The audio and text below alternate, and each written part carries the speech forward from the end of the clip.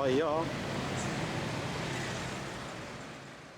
Menjelang arus mudik dan arus balik Lebaran 1439 Hijriah, faktor yang paling utama harus diperhatikan adalah infrastruktur jalan.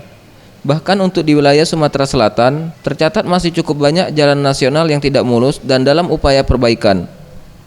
Untuk mengatasi hal tersebut, Balai Besar Pelaksanaan Jalan Nasional atau BBPJN 5 telah membuat satgas khusus dalam memperbaiki seluruh jalan nasional yang berada di wilayah Sumatera Selatan. Kepala Satuan Kerja Perencanaan dan Pengawasan Jalan Nasional Sumatera Selatan, Dadi Muradi mengatakan, total dana yang telah disiapkan untuk seluruh perbaikan jalan nasional di Sumatera Selatan sebesar 1,7 triliun rupiah.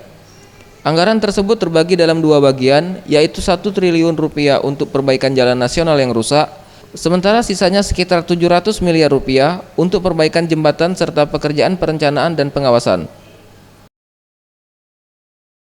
Pelaksanaan perbaikan jalan. Jadi kita targetkan di H-14 seluruh jalan nasional sudah dalam kondisi baik. Dan 2018 dana untuk Provinsi Sumatera Selatan itu kurang lebih 1,7 triliun.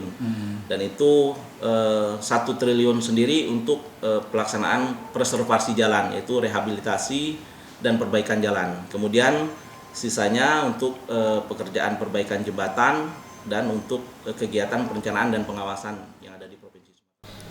Berdasarkan data dari Balai Besar Pelaksanaan Jalan Nasional Wilayah 5, jalan nasional yang termasuk dalam kategori rusak ringan yakni 264,3 km dan rusak berat sebanyak 75,3 km dari total jalan nasional di Sumatera Selatan sepanjang 1.600,1 km.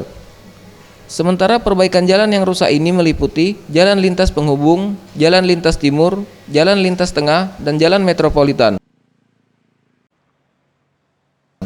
Tim Liputan, Sriwijaya TV.